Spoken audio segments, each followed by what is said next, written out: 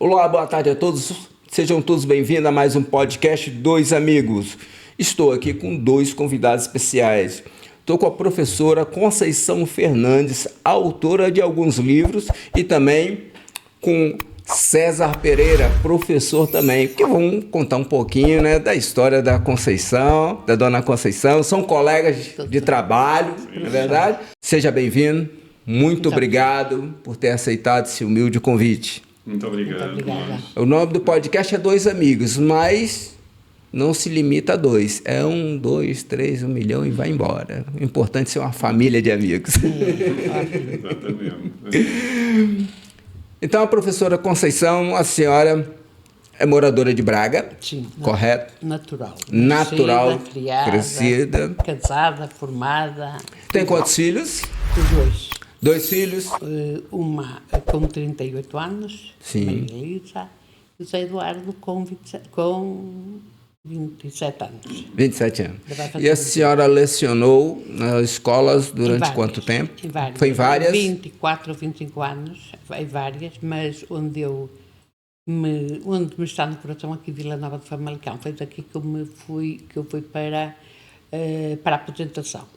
Primeiro estive em calendário na Dr. Nuno Simões, a escola Nuno Simões que está sempre. Olha, a escola da minha filhinha. Está E ela muito no recebeu coração. honra ao mérito. Ai, olha, vale a Muitos pena. parabéns Aquela também. escola também é de honra e de mérito, acredito. São Está bem ótimos entregue. professores lá. Está muito bem entregue. Posteriormente, a escola do Dr. Nuno Simões ficou apenas para primeiro ciclo e segundos. Sim, neste momento é só o primeiro e segundo. E eu como sou do terceiro ciclo, vim para a Dom Sancho, onde tive depois, posteriormente, devido à doença, tive de ir para casa. E ficou quanto tempo na Dom Sanchos? A Dom Sancho estive 1 ano. Um ano. Lá em cima refiro-me à Dr. Nuno Simões. Estive 10, 11 anos, já não me lembro bem. Ah, sim. Quando cheguei a esta terra, reporto sempre a calendário, à escola do Dr. Nuno Simões. Observei por aquela janela e vi que talvez ali fosse um ambiente um pouco... faltava-lhe qualquer coisa. Perguntando eu à Manuela, da direção na altura, qual era o meio socioeconómico e cultural lá da terra, e ela disse, muito pobre. Eu então investi de tal maneira em mim, naquela gente, que depois à noite, aqui o professor César era o meu chefe, eu dava o TEFA, foi 1 ano que dei o TEFA, verdade. onde eu já tinha avós de miúdas que tinha durante o dia, netas de dia, e o avô, o pai ou a mãe à noite. Olha. Era uma coisa engraçada ali na Nuno Simões, neste momento não tem ensino noturno, mas durante algum tempo teve. Já teve. E então era engraçado realmente nós darmos aulas às vezes aos filhos e aos pais, e no caso E da o avô. professora O Conceição avô. até um avô, que Seu Manuel. voltou a estudar já muito Um mais senhor tarde. que não me dava um erro ortográfico. É sério? Tinha apenas a 4ª classe. E disse-me ele um dia, eu estou aqui por causa da minha neta. Ele falava-me da senhora e eu perguntei-lhe quem era a neta. É Ana Catarina. Ah, está bem. E dei os parabéns à miúda no dia seguinte o ter elucidado o avô para voltar à escola. Ele é que nos ensinava era a todos, com a sua postura de simples, recatado, sempre com um sorriso, sempre. E os mais novos queriam era brincadeira. Mas eles olhavam para o Sr. Manuel, o Sr. Manuel não falava. Eles calavam-se por simplesmente. Então prosseguia a aula. E assim foi. E o que mais marcou a senhora nessa escola na Na Nuno Simões? Ai, meu Deus, que até me põe doente. O que me marcou foram as pessoas. Olha, nós todos éramos uma família. Como todas as famílias, nada é perfeito. Verdade. Não há famílias perfeitas também. Éramos uma família, olha, não me pergunto o porquê.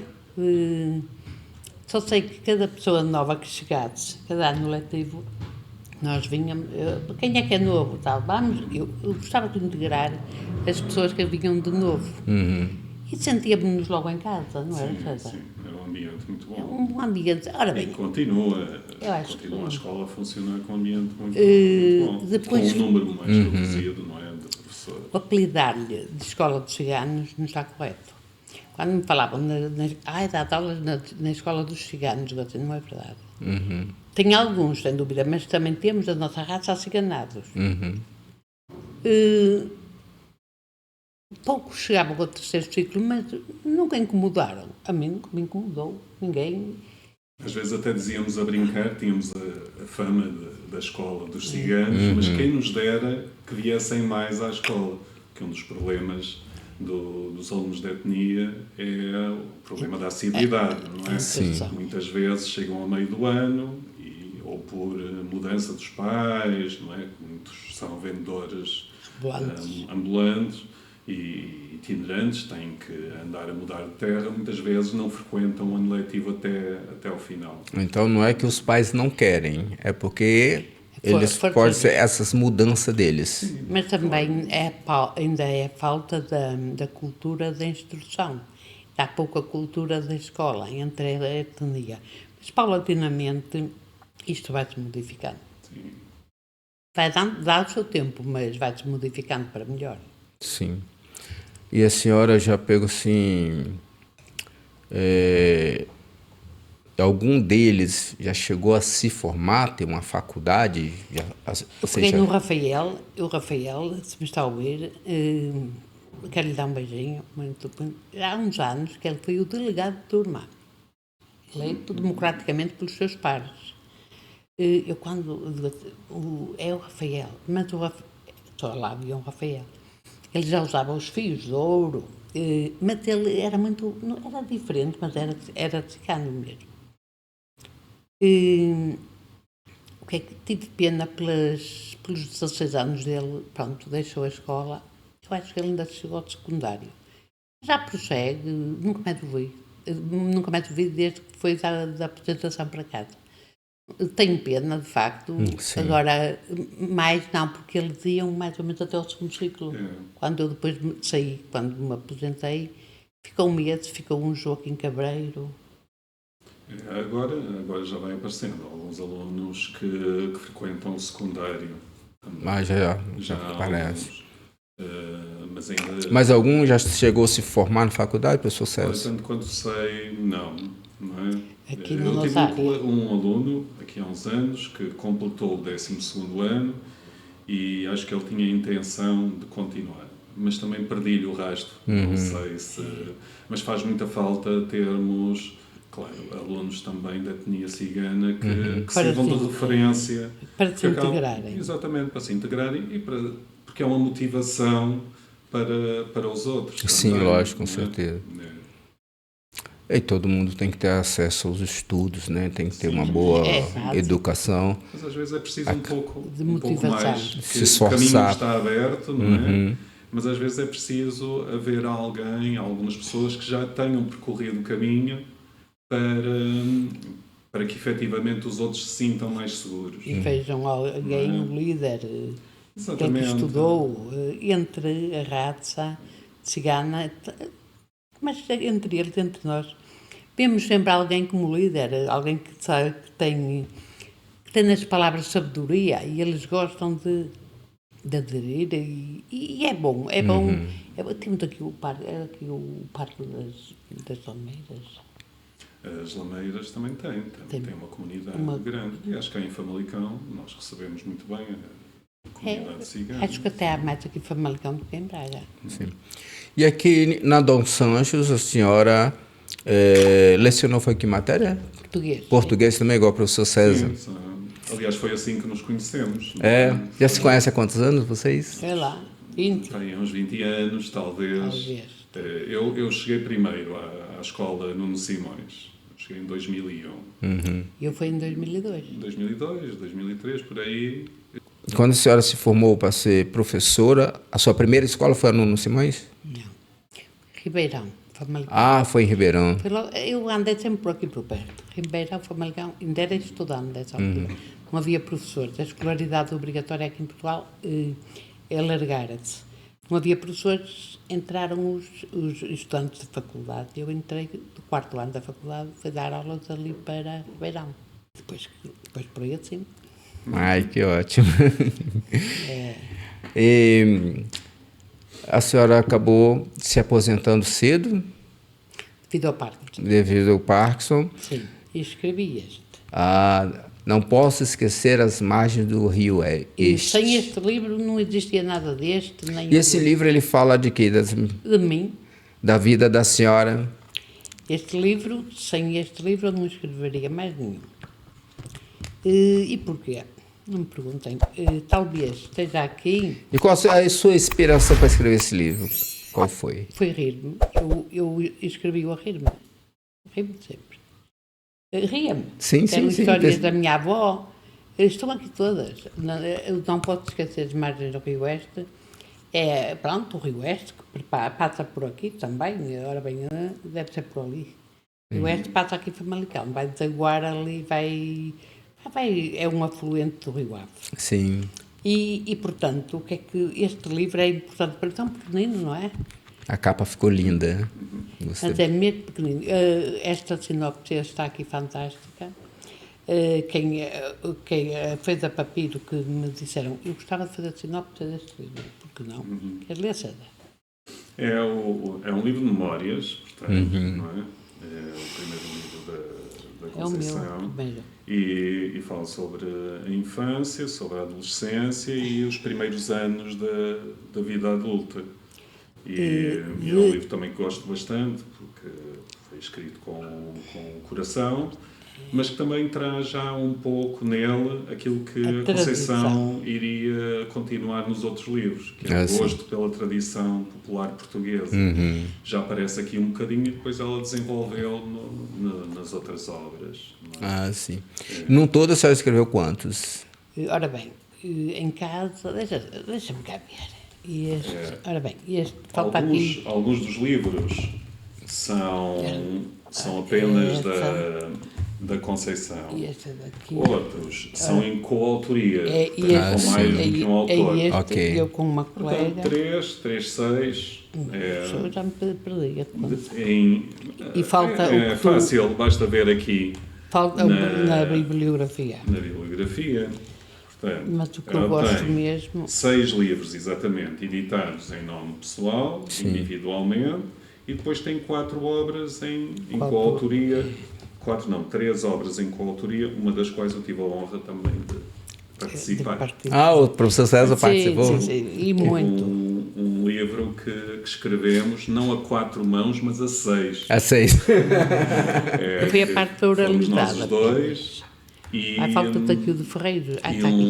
O presidente do rancho folclórico aqui da freguesia, de Calendário, o Sr. José Olmos Fernandes, resolvemos nos 25 anos do rancho folclórico escrever tentar deixar registado parte da tradição aqui desta freguesia. Fala bem do folclore dessa Folclore, das canções, das letras. 40 anos, César, não foram 20 anos, então, foram uns 40 anos do rancho folclórico. Era dos anos 80, pois 40 anos. Sim. 40 anos. O que é que me perguntou? Foi o número de obras, isso. Pronto. De qual é que eu gostei mais do livro? Eu não sei, mas este é o pai deles todos. Depois, este é o do professor César. Este é o meu preferido, não é? Gosto também muito deste. Este aqui deu muito prazer. Mas se calhar podemos ir falando um bocadinho deles, senão as pessoas dizem este. Exato. Fala um pouquinho de cada um deles. Então vamos começar pelo fazer primeiro. por ordem. Por ordem, Muito bem. Então, não pode esquecer as margens do Rio Oeste, isto é, as memórias. As memórias que hoje foi-me dado por ir antes a um campo que os meus pais lá partiram e disse, ficou para mim, outros ficaram para a mar.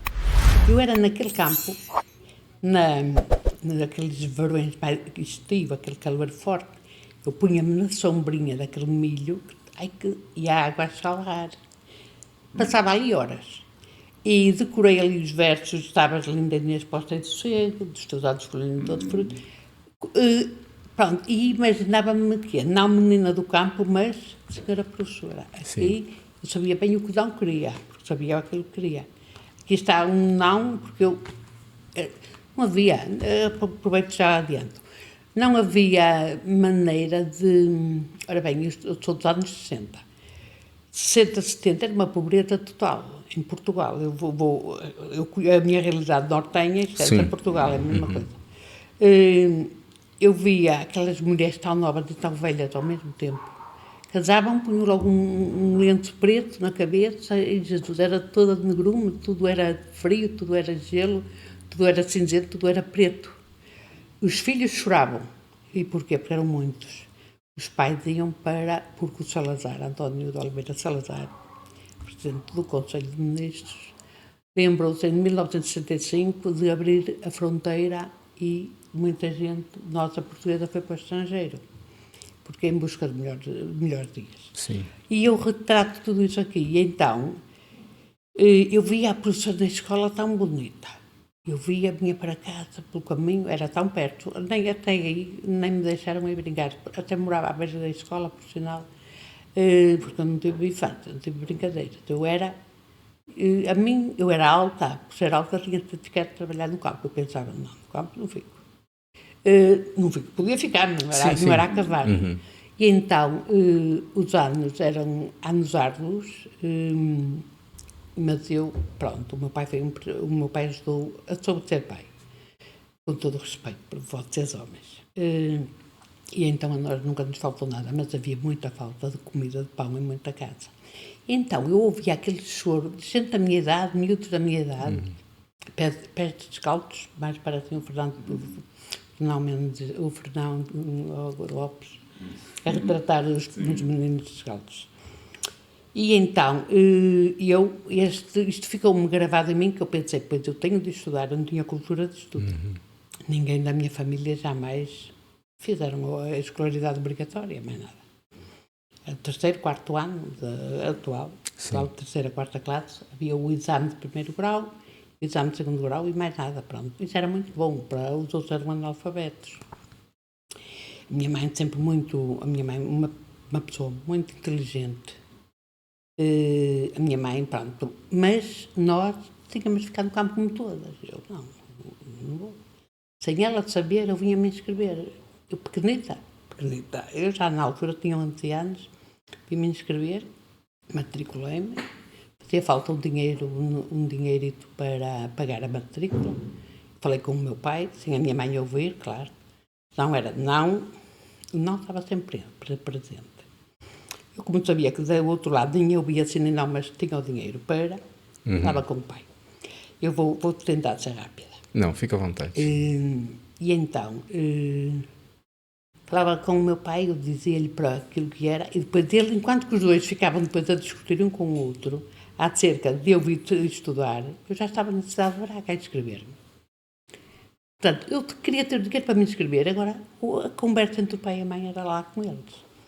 Pronto, isso retratou aqui muito bem. E eu, desde a idade, sabia aquilo que queria. E aquilo sabia também aquilo que não queria. Depois foi este, não é? Não, foi como quem conta a história da lareira. Não, antes veio este. Não, mas antes, assim, vou cortar a senhora um minutinho. E depois, quando o seu pai descobriu, você já estava estudando? Eu já estava na escola, ele não vinha lá bater. Mas não me deixou? Nada.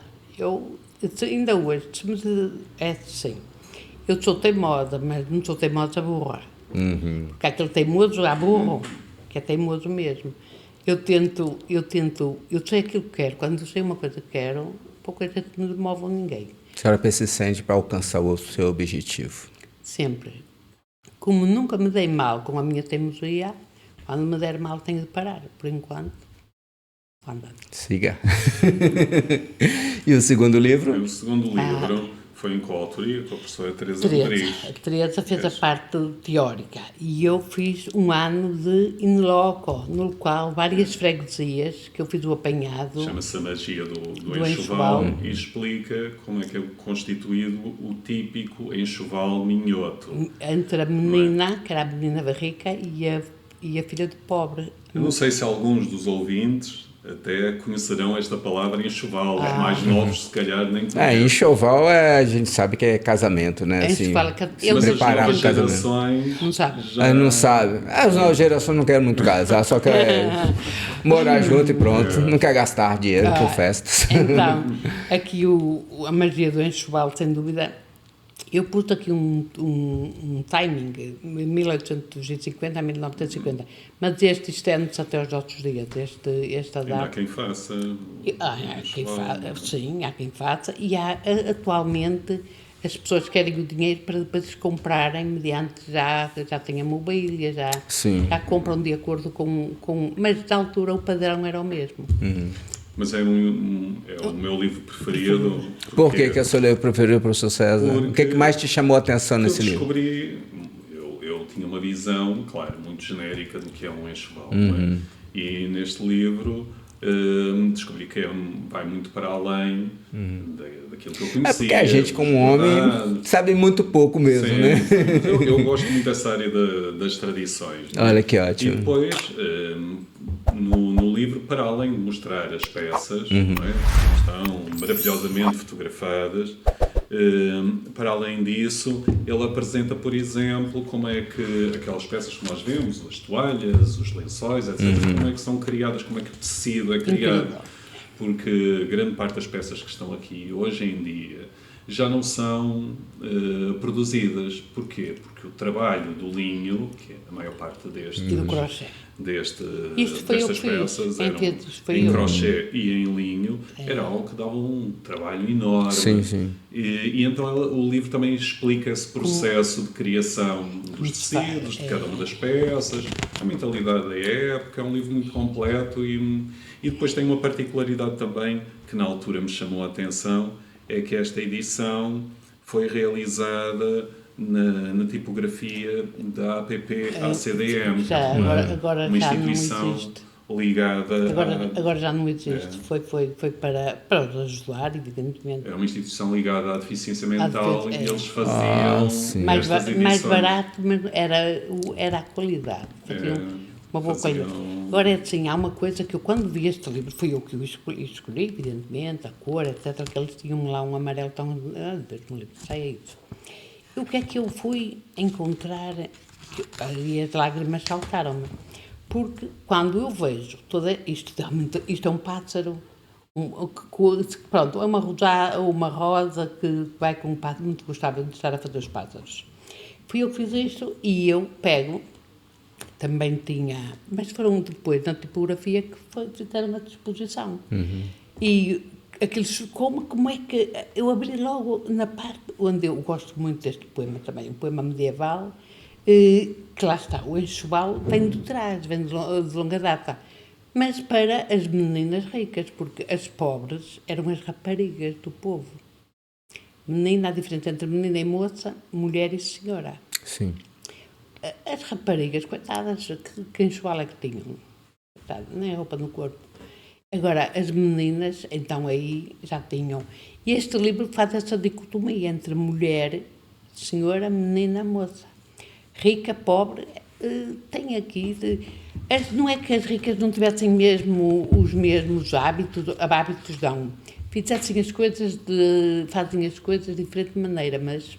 Tudo é carne e úteis. Sim.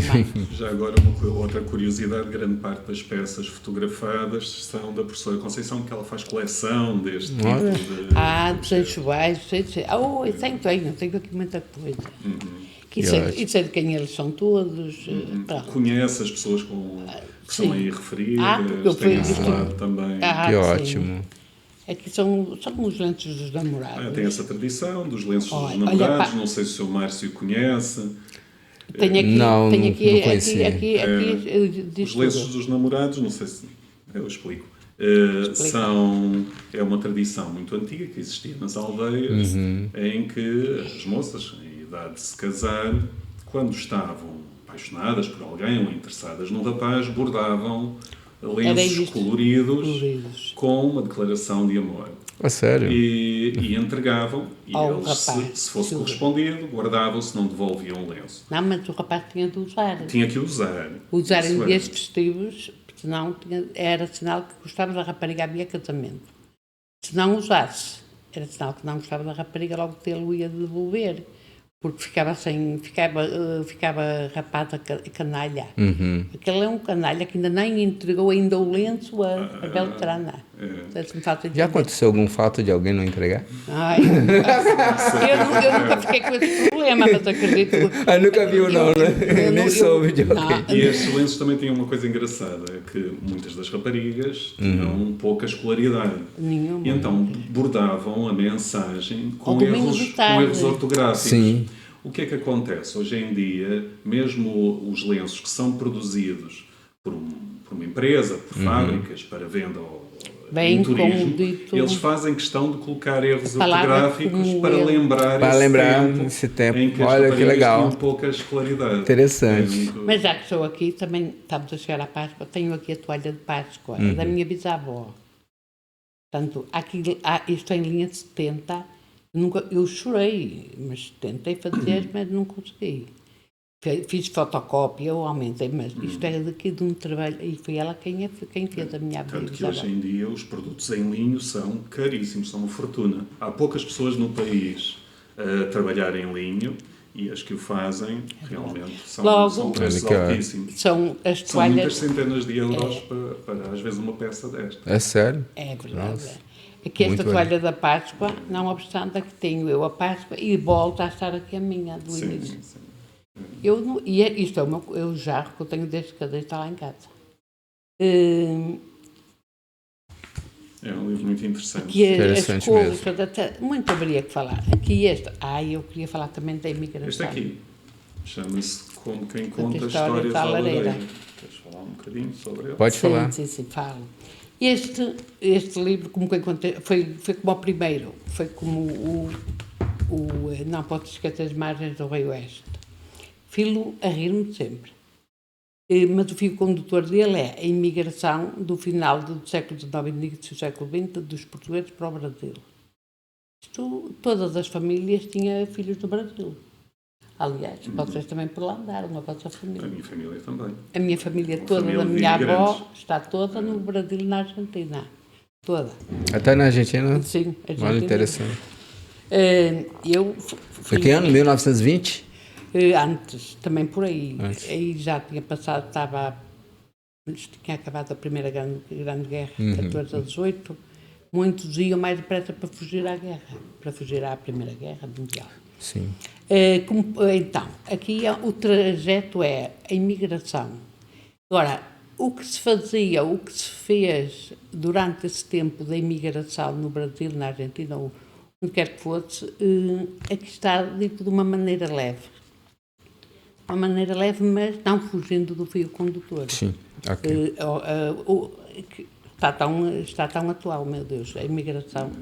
Um dos aspectos que eu aprecio, em especial na escrita da professora Conceição, é a diversidade de géneros. Ela começou por escrever um livro de memórias, portanto, um livro sobre a sua própria vida, depois fez um estudo histórico, e este é um livro de ficção, é um romance.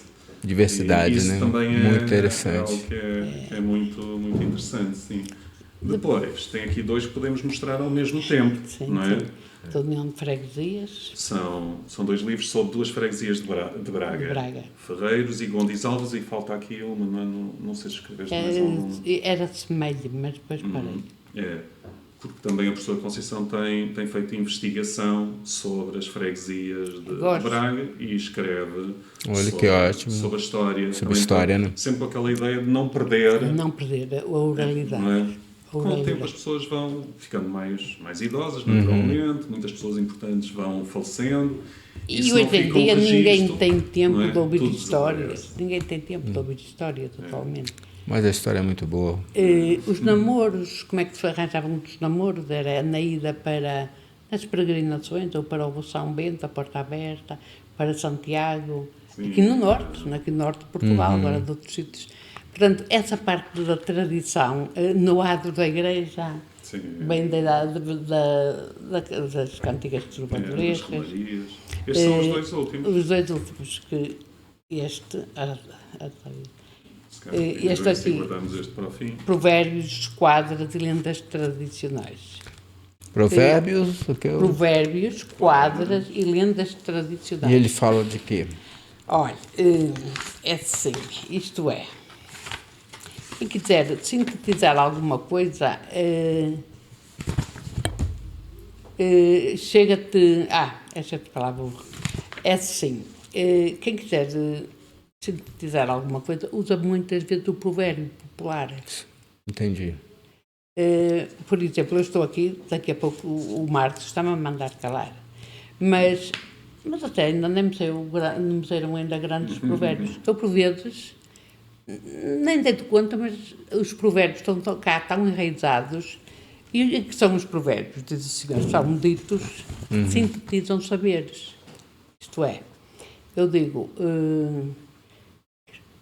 quem de novo não morre, de velho não escapa. Quem tudo quer, tudo perde. Se quiseres casar-te bem, casa-te com igual. Agora, estamos em abril, não é? Águas mil. Há muitos provérbios. E em abril canta o canto, isso, Marte, Marçagão, de manhã de inverno, tarde de verão. Não sei se, por exemplo, se o Márcio é brasileiro, não é? Se no Brasil também, julgo eu, também tem assim. Tem alguns provérbios, ditados, não é? Sol e chuva, casamento de viúva. Esse também usamos. Qual é esse? Sol e chuva, casamento de viúva. É quando tá dando sol, mas no sol vem a chuva. Mesmo com sol a pique, às vezes é aquela chuva. Por isso que fala sol e chuva, quando há esse fenômeno, a gente acredita esse provérbio de falar que é casamento de viúva. Nós temos uma tradição muito antiga. Os primeiros escritos da humanidade, muitos deles foram provérbios, começam a aparecer na antiga Mesopotâmia, no Egito. Sim. Temos registros, e o que é curioso é milenar, que, passando esses séculos e séculos, muitos deles são parecidos com os que os atuais. Atualmente. Portanto, a humanidade a essência evoluiu, mas humana a essência manteve-se. E agora, porque é que mas não sei se me quer fazer perguntas. O Zé do Telhado, este depois tem, para além dos provérbios, tem algumas lendas tradicionais, algumas são lendas de santos. O santo casamenteiro. Temos aqui a tradição em Portugal no Brasil também tem. Da literatura oral, não é? Sobre os santos, não é? Os santos casamenteiros, portanto, eu sou o São Gonçalo em Amarante e aqui o Santo António. São Gonçalo de Amarante, casadouro das velhas. Não, casadouro das velhas. Porquê é que não nos casais das novas? Que mal te fizeram elas? Estou a olhar para o Bernardino a ver se ele é matéria isso. Que mal te fizeram elas. Portanto, isto bem na oralidade, mas se a pessoa não puser grafado, isto, com o tempo... se não escrever, acaba a pessoa, se perder. A cadeira de Alves Barrota. Se tem algumas histórias aqui está a Maria da Fonte. Aqui o hino à Maria da Fonte, a minha avó sabia tudo. Nesse livro também fala de obras barrocas, não? Quer dizer, algumas das personagens que aparecem aqui atravessam a história de Portugal desde a Idade Média, na altura da fundação, até chegar mais ou menos ao final do século XIX. O período normalmente que é ligado às nossas tradições e no folclore também, é esse que vai até à Primeira República, mais ou menos 1910, 1920, é por aí normalmente que as recolhas etnográficas em Portugal têm sido feitas. Sim. Se bem que, no caso da minha amiga Conceição, grande parte destes conhecimentos não são bem recolhas, são coisas que ela já tem. Interior, ela sabe isto quase de cor. Já sabe de cor. Os provérbios. Mas nesse aí também ele fala algum sobre os reis? Também. Está aqui o rei de Portugal, por exemplo, uma das lendas a Rainha Santa Isabel, o Milagre das Rosas. Ele era avaro, ele era avarento e levava para o palácio os filhos bastardos, e onde a sua mulher, a Rainha Dona Teresa, a Rainha Santa Isabel, eu não bebi vinho. A Rainha Santa Isabel veio casar com ele a Portugal, tinha ela 12 anos, encontraram-se em Trancoso, e ele 20. E, portanto, ele, na altura... Ela casou com 12 anos de idade? Sim, veio-se a tornar a Rainha de Santa Isabel. Eu digo sempre, dizia e digo, um avarento de um homem, um mulherengo de um homem, porque ela soube fazer as coisas tão bem feitas, ao criar filhos que não eram dela. Então ela chegou a criar filhos que não eram dela? Pois, o marido arranjava fora e depois trazia-os para a corte. Trazia para dentro. E ela... Infelizmente era o destino de muitas rainhas, não é? Mas esta imaginamos as rainhas como alguém que tinha uma vida deslumbrante, feliz, e a maior parte dela era infeliz, né? Por muitas traições dos próprios reis, né? Era alguém que estava preso num lugar qualquer, não é? Num palácio. Um dos seus gineceu. E estava, a função dela era ter herdeiros. De resto não tinha outro papel. Mais na aula. história. Aqui temos a Maria da Fonte, uma mulher guerreira, ou o José de Telhado roubava aos ricos para dar aos pobres. Era o nosso Robin Hood. Era o Robin Hood daqui para... Como é que é o nome dele? O José do José do Telhado. Telhado. José do Telhado? É, Zé do Chamavam mesmo Telhado. Zé. E ele era Zé do Telhado. é de onde? Daqui do norte? Aqui do Norte, Amarante, aquele Vila Miá, entre o Marco de Canaveses e Amarante. E ele era de que ano que ele viveu? Ora bem, de 1800 e qualquer coisa, século XIX. Eu desculpe. E como é que se deu o fim? Assim, ele morreu, Morreu. prenderam ele, Ai, foi preso. foi libertado, criou família. Ora bem, ele arranjava a família e dava a criar à mulher. Não, mas ele roubava mesmo século dos XIX. ricos para dar para os Mas pobres. roubava mesmo. Era o Robin Hood português. Roubava- Telhado. o Zé do Telhado. Aqui está, o Zé do Telhado. Portanto, eu faço estas recolhas, está sempre com o intuito de não deixar cair no esquecimento. Sim, é, porque eu nem se sabia puder. Olha. que tinha um Robin Hood português. Pois é escrito sempre uma linguagem que é Acessível. simples, acessível. Muito. porque- O objetivo é esse também. Mas ele era sozinho, ele tinha a gangue dele, uma Chegou, quadrilha. ele atuava. Isso já não sei. Porque lá no Brasil tinha o famoso Sim. Lampião e Maria Sim, Bonita, já ouvi falar. né? Já é tinha o cangaceiro. Ora, deixem-me cá. Vocês também têm muito essa tradição da literatura de cordel, não é? Tem, é Das verdade. histórias desses Sim. Mas heróis. este Zé do Telhado livrou o Camilo Castelo Branco da morte. É sério? Porque eu ouvir-os. Conta aí essa história, que você não sabia. É assim, o Zé do Telhado estava preso no Porto. Entretanto, vai lá calhar também o Camilo Castelo Branco. Ana Plácido, numa parte da prisão ali, aqui no Porto, portanto, Ana Plácido e o Camilo Castelo Branco, portanto, na parte reservada aos homens. Portanto, ele da Telhada, percebeu-se que ali alguém queria fazer mal ao Camilo Castelo Branco. E ele fez das dele e ninguém se apercebeu, mas acho que tratou da morte. E não havia telemóveis, foi talvez por me falar que se ele agia só. Ele teria alguns cúmplices, mas nunca houve nome nunca foi o nome o José, nem o Eduardo, nem... Pronto, ele tinha apenas o nome, mas nunca lhe conheci, nem ouvi falar em capangas, como vocês chamam. Sim. Portanto, eu sei que ele livrou foi da morte, enquanto que o Não Camilo... conhecia a Olha, história. então, estás a ver, olha, só digo asneira, tu estás sempre a aprender. Alguma coisa mais? Sim, agora Vamos conta a ao história último. desse Agora vamos último a aí. E este que não pesa nada, pesa muito. Ora bem, Umas histórias muito interessantes. já leu alguma coisa daqui? Já leu? Não. Então, amanhã celebra-se o Dia Mundial do Parkinson. Amanhã? Amanhã, dia 11 de abril. Aqui começou-se a celebrar, aqui em Portugal, e talvez a nível mundial. Foi fundada há 41 anos, em 1984, ou 1943, 44. Este Parkinson dá que fazer. É assim. Quem ler este livro, tu já o leste? Já várias vezes, não é? Que eu tenho feito a apresentação dos livros da Conceição. E eu vejo aqui, vejo todos os apontamentos todos. Está tudo anotado. Então é assim, eu peguei no meu nome, Maria da Conceição Vieira Pereira Fernando, um nome grande, fiz um acróstico. Fiz através de, sei lá, de dar aulas, ser exigente, mas exigente era o meu lema, ser exigente. Cada letra, o acróstico é um poema, em cada Maria- letra do nome dá origem a um verso. Aqui tenho aqui Maria, mãe e pai fui, já é um verso.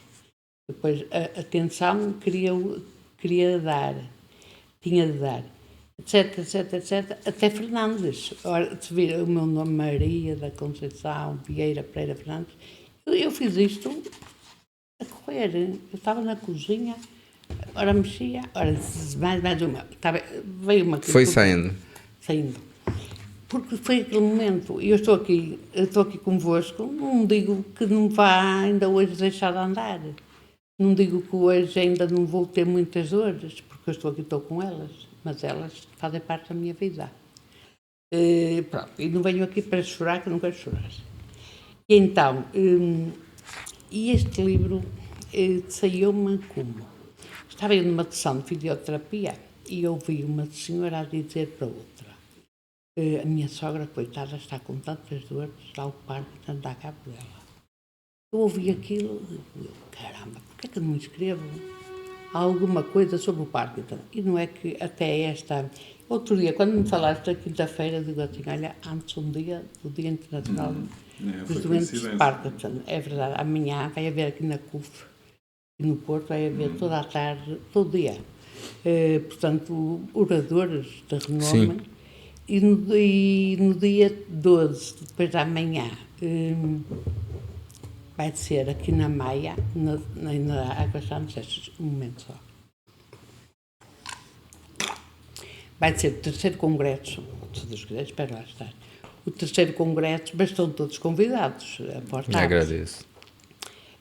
Portanto, o terceiro congresso dos doentes de Parkinson. O ano passado foi em Leiria, este ano é aqui na Maia, no Porto. Isto é importante porquê? Porque eu escolhi isto de propósito porque o simples toque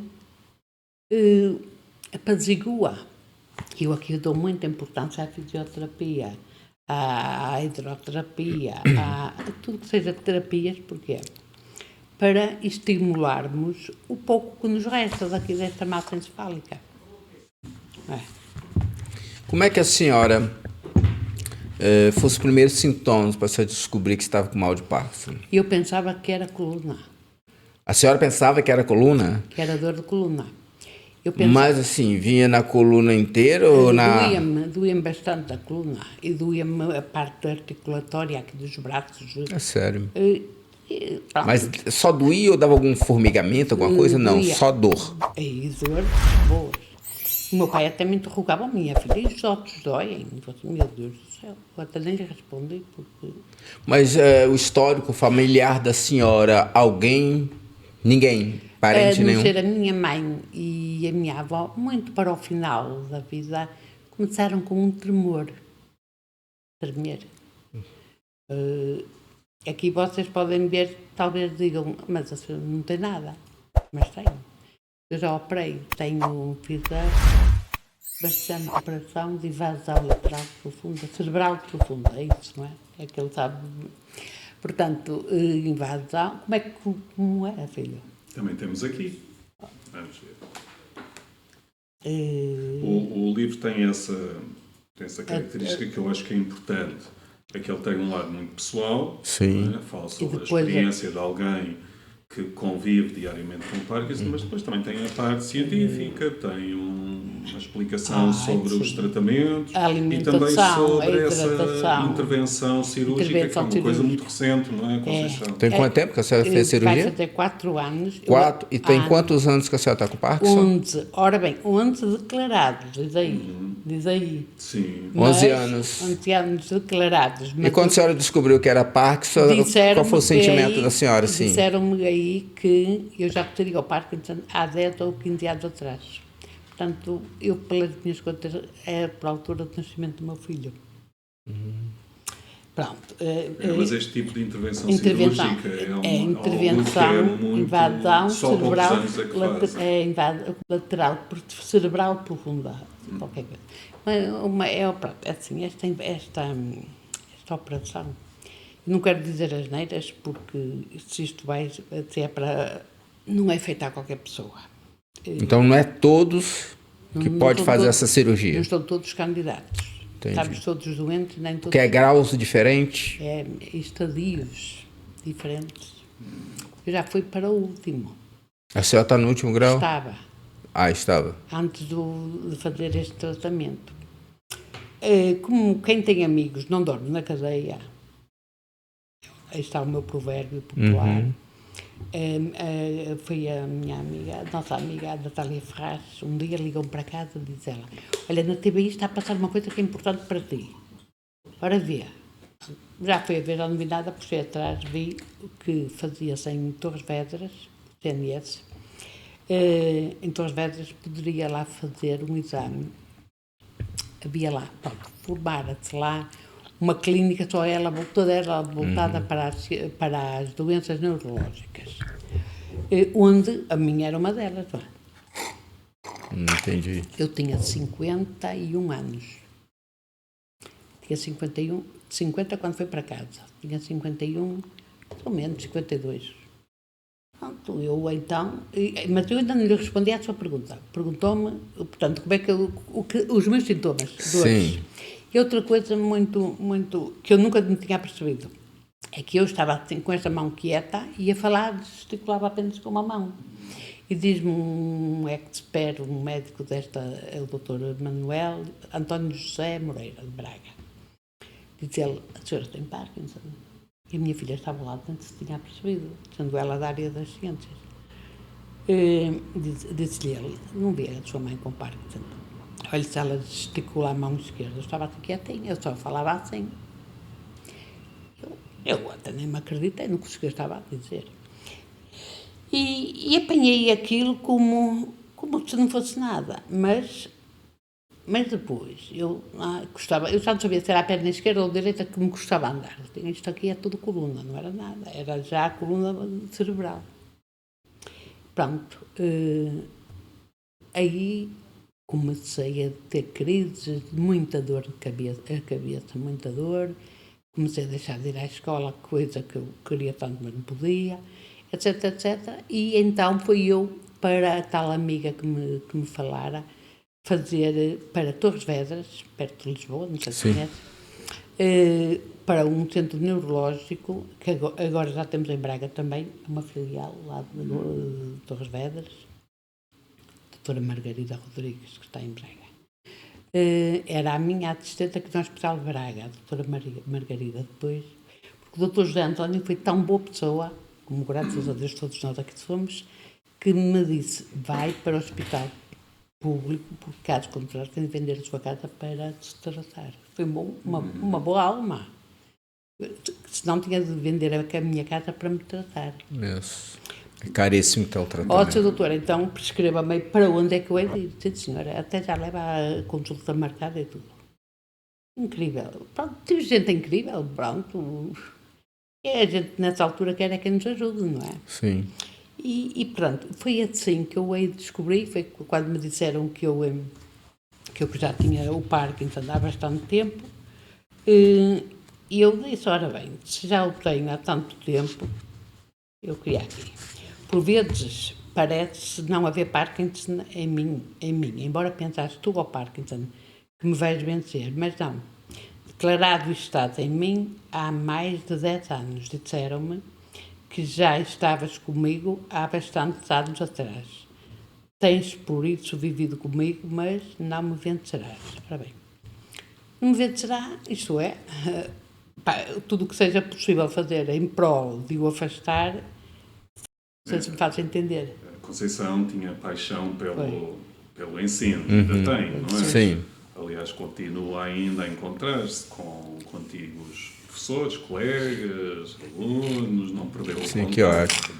E apesar de não estar a lecionar, continua a fazer, acho eu, o seu ensino de outra maneira, através Da escrita. dos livros e do encontro que vai tendo com as pessoas, sim. nas apresentações das obras, não é? Muitas vezes aparecem antigos alunos, antigos colegas. E Que ótimo. também é algo muito bom, porque ela é realmente uma pessoa admirável, cheia de força, não é? Inspiradora. Sim, é bom que inspira-se muitas pessoas, né? Que às vezes as pessoas pensam que uma doença é o fim da vida. E às vezes nem sempre. Aqui até foi o início de uma nova fase. De uma não é? nova fase. É menos agradável, mas há que renovar isto, há que refazer por vezes, chateio. Desculpe-me o termo, chatear. Não, pô. A gente por vezes, eu sei muito bem que sou chata, mas pronto, foi. Há momentos de revolta, Há momentos. não é? Mas há outros momentos que eu também os digo aqui, Sim, também os há, felizes. evidentemente que sim. Agora, se a pessoa vai dizer, dá-me isto, dá-me aquilo, todos nós temos as nossas dores, cada um tem as suas, não é? Sim. Esse livro a senhora já vendeu para alguém assim e já mudou a vida de alguém, modo de pensar? Olha, Márcio, eu ontem, lá está, como o professor César disse, e juntei-me com 2 colegas de curso, que são professoras também. Uma delas, a Ana, tem um irmão que tem Parkinson, tem 65 anos e dá que fazer a todos. Porquê? Ele está no lar, porque não pode estar em casa, a esposa faleceu, os filhos são jovens, estão na vida deles. Sim. Ele vê-se com 65 anos, porque eu, para além disto, vou dizer o que faço, estou aqui, olha, tenho aqui isto tudo calejado, que agora faço. O meu filho leva-me para casa, mas chamam-lhe pentes, isto dos coordenados. Umas coisas, olha, que eu estou aqui cheia de tenho aqui. Tem sempre alguma coisa para fazer. O que é? Não é? Eu ainda hoje vou para casa e ainda tenho de acabar, eu imprimo em mim um ritmo, tenho de acabar, tenho lá trabalho para 2 horas, hoje tem de ficar feito. Quer dizer, assim, eu não imprimo a mim uma certa exigência, mas isso foi sempre. Tenho de acabar porque para amanhã já perco o ritmo, foi 1 de segunda, foram 1000 de segunda, 1000 de terça, 1000 de quarta, pronto, até às 5000 que são de sexta da manhã. As tais, eu não sei como é que eles chamam de pentes, essas coisas miudinhas. Só sei o importante é isso. Não sei se vocês veem, eu estou aqui, Sim, sim. cheia de calma. Isso é muito importante. E os polegares de manhã doem, porque isto com o tempo vai deixar de doer, ganham. Eu, se estivesse na terapia, da fisioterapia das mãos, estou ali às baixadorias. Então faço ali em casa. Tente-se ver isto pelo lado positivo, pelo lado melhor que possamos fazer, porque caso contrário não tinha sentido. Faz com boca larga. São 2 coisas que eu aprendi com a Conceição. Nestes momentos mais difíceis, uma delas é isso, é manter-nos ocupados, de mente e de corpo. Sim. Não é? E ela faz isso com este lado mais intelectual, da escrita, mas também com a atividade que ela mantém diariamente. A segunda coisa importante é não perder o contato com os outros, não se isolar. Não se isolar. E a Conceição sempre teve Bom relacionamento, uma vida. Teve uma vida muito ligada às pessoas. Ela foi, por exemplo, depois também podes falar um pouco sobre isso, esteve ligada ao Rotary Club. Ao Lions Club. Ao Lions Club. Lions Club, Braga, que é uma associação. Sem fim, é mundialmente conhecida. Sim. Lions Club. Esteve ligada aqui também ao Rancho Folclórico de Calendário, foi presidente da Assembleia, ainda é também. Portanto, essa é uma coisa muito importante, por um lado, a atividade, por um lado, não descuidar essa exigência pessoal que temos connosco, mas também a ligação com os outros. E acho que são 2 lições importantíssimas que eu tenho aprendido com ela. Uma terceira. Eu aprendi com a minha sobrinha brasileira, até rimou. A Luciana é médica, está em Setúbal, lecionar, lá estou com a escola. Está no Hospital São Bernardo e está lá no Centro de Saúde. Ainda te ponho outra, diz-me ela, que nós apanhamos o nosso equilíbrio à base de água e relaxamento. Ou água e espiritualidade. Mas tem lógica. Tem lógica. Eu, uma altura, digo assim, olha, eu tenho muitas dores. O que é que me podes receitar? Diz ela, naproxeno. Isto é para cortar, não é? Eu estou aqui a fazer publicidade. Digo, mas tu sabes o que é que eu tomo? Ela, sei, porque sei que tu tomas isso. E não tomas mais nada. Para as hoje não tomas mais nada. Aí está. Porque ela já tínhamos falado dela. Para que tenhamos o nosso equilíbrio, para que não percamos, porque todos os dias da vida, cada dia é mais exigente que o dia anterior, não é? A espiritualidade ao lado da água, portanto, termas, que eu gosto muito das termas, da piscina, etc. Ela é quase um remédio para a nossa cura psíquica e física.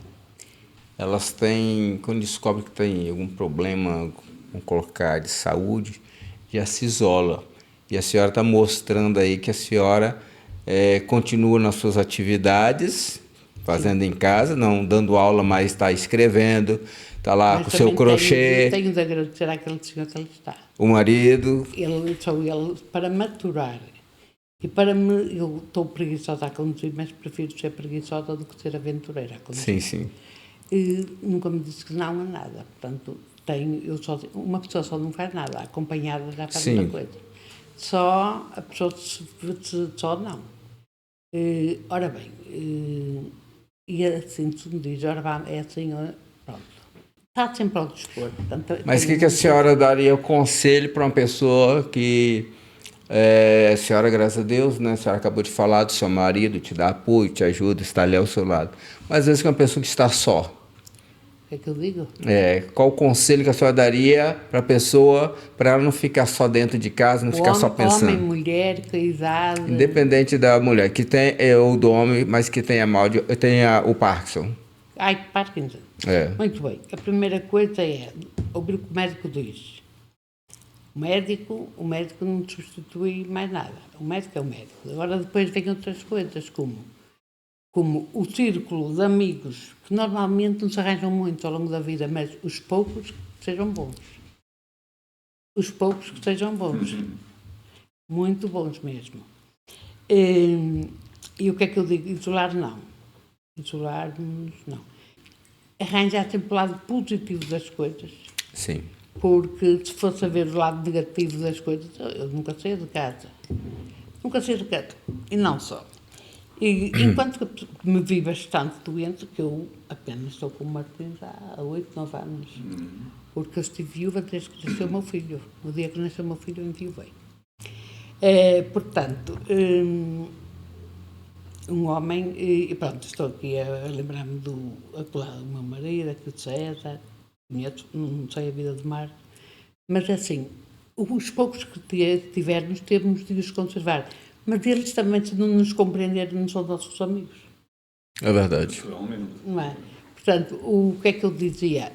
Leitura, uma escritazinha, conversar, tomar um cafezinho. Nunca perder o contacto com o mundo de fora. Porque se perdermos o contacto com o mundo de fora, nos isolamos, que não aparece, esquece. Tem que ter o equilíbrio, né? É. Tem que ter equilíbrio. Se isolar, vai vir uma depressão, vai vir uma ansiedade, uma angústia, vai vir... Por sua vez, vai reforçar os sintomas do Parkinson, não é? Estas coisas alimentam-se umas às outras. Exatamente. E eu aconselho muitas pessoas, já me aconselharam a mim, e eu faço logo tudo, que disserem que eu analiso que é positivo, olha, aqui é a ceia de Natal. Sim, uma outra coisa também. A ceia de Natal, que é almoço de Natal. Que é criar uma comunidade. Uma comunidade do Parkinson. Com pessoas que têm também a mesma doença. Então o livro da senhora fala do Parkinson, mas fala também de como conseguir viver com ele. Com ele. Com ele. Ótimo. Portanto, temos aqui a fase, há pouco falava dos homens, quando mesmo mulheres, porque isto é para homens e para mulheres. Ora bem, aqui este homem, só para olha aqui o toque, sempre a mão. Sim. Depois da parte dos sintomas, vem uma parte sobre o tratamento, sobre a alimentação. Tem que tomar cuidado também na alimentação. Olha, vejam só, este homem aqui, nós olhamos, vemos, está num dia depressivo ou extrovertido? Pois, naturalmente está depressivo, não é? Evidentemente, mas nós temos aqui já bem mais simpáticos. E depois um aspecto também que eu acho que é importante neste livro é que ele traz uma listagem de várias associações ligadas ao Parkinson. Ótimo. Com os contactos também que ajuda bastante. Principalmente quem está na primeira fase da doença. Depois é um processo natural, não é?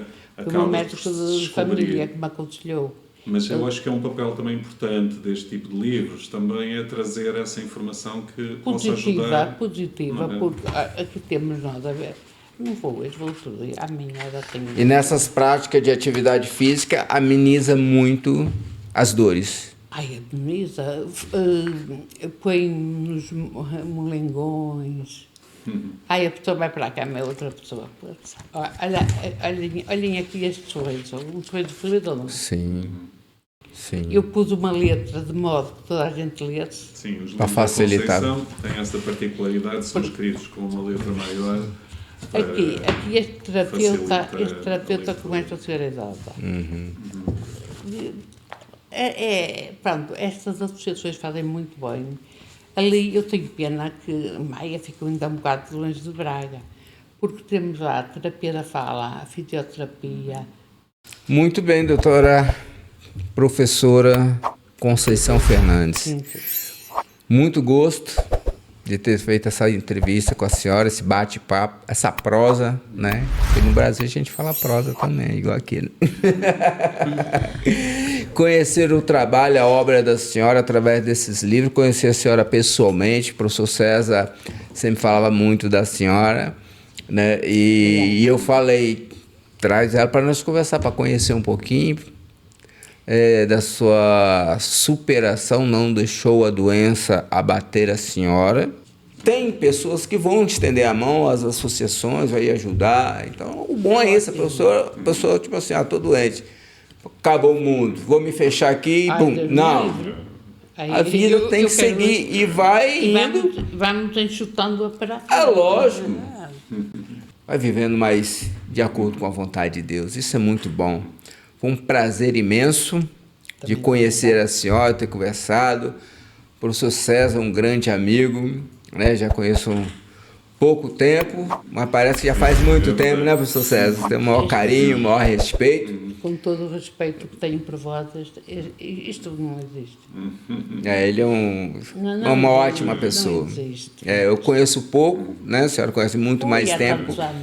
Sim. Mas pelo pouco que eu conheço, é uma grande pessoa. Muito obrigado, professor César. Muito obrigado, professora Conceição Fernandes, por ter participado desse bate-papo, falar da sua história, dos seus livros, da sua superação. Que eu garanto assim, que todos que estão nos assistindo, às vezes tem algum familiar que estão passando por esse processo ou outro tipo de doença. Mas, amanhã é o dia mundial, como a senhora é muito otimista, quando a senhora tem essa força, e essa força também passa para as pessoas. As pessoas, opa, se ela consegue, eu vou conseguir. Opa, a senhora é um exemplo. Ai, obrigada. Meus parabéns. Obrigada. E o podcast já está se encerrando. Lhe agradeço de coração.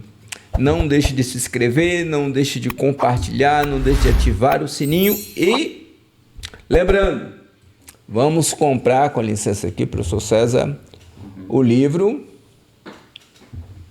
com o título Eu e o Parkinson, onde a professora ela fala dos seus detalhes, do processo que ela passou, e também aqui vai falando de algumas atividades físicas para amenizar, né, as dores, tem que as associações, e viva com alegria.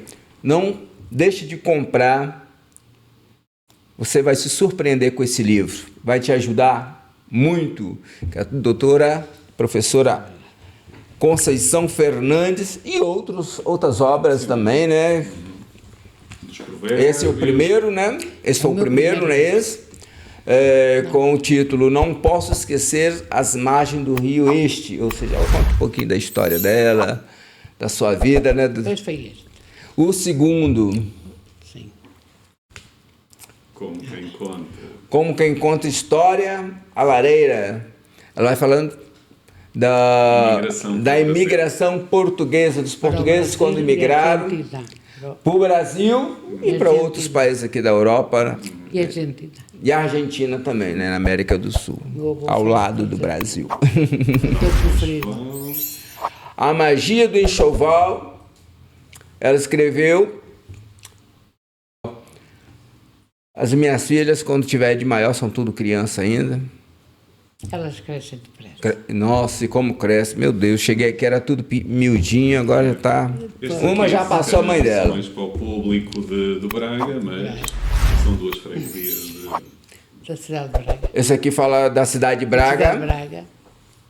Ferreiros e Condes Alves. Condes Alves. Se abrir, tem aí o Bom Jesus de Braga. Explica um pouco da história de Braga. Da história de Braga. E da história de Braga no geral. Tem aqui Braga. Aqui é a história de Braga. Quem quer conhecer mais a história de Braga. Ora bem, aqui temos a cidade romana.